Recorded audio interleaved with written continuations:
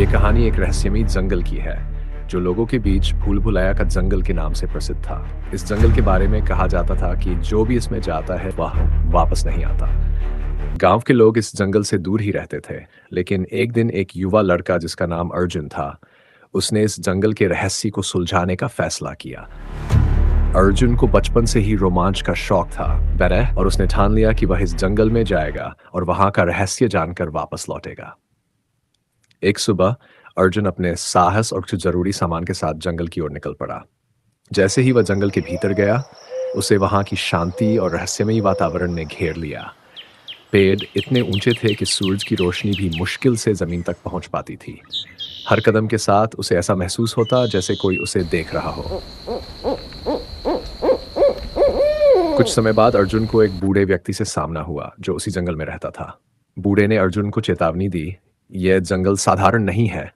यहाँ जो भी अंदर आता है वह अपने अंदर के डर से सामना करता है और अक्सर हार जाता है। अगर तुम इस जंगल के रहस्य को जानना चाहते हो तो तुम्हें अपने डर का सामना करना होगा। अर्जुन ने हिम्मत से कहा, मैं किसी भी डर का सामना करने के लिए तैयार हूं। बूढ़े व्यक्ति ने उसे एक रास्ता दिखाया और कहा, इस रास्ते पर चलो, लेकिन याद रखना यहाँ की हर चीज तुम्हारे मन के अंदर की होती है।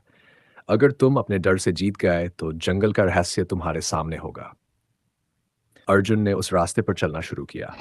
रास्ते में उसे तरह तरह की भयानक आवाजें सुनाई दी, डरावने दृश्य दिखे, लेकिन उसने हार नहीं मानी। उसने महसूस किया कि ये सब उसके मन के डर की उपज है। उसने अपने डर को स्वीकार किया और उसे शांत किया।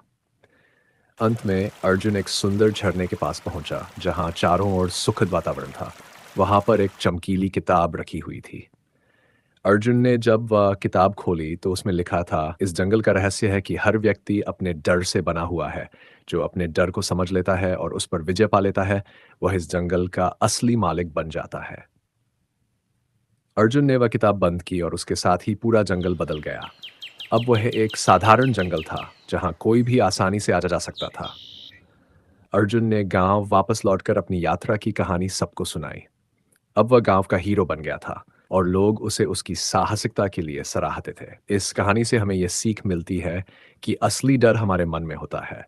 अगर हम अपने डर का सामना करें तो कोई भी चुनौती हमें रोक नहीं सकती।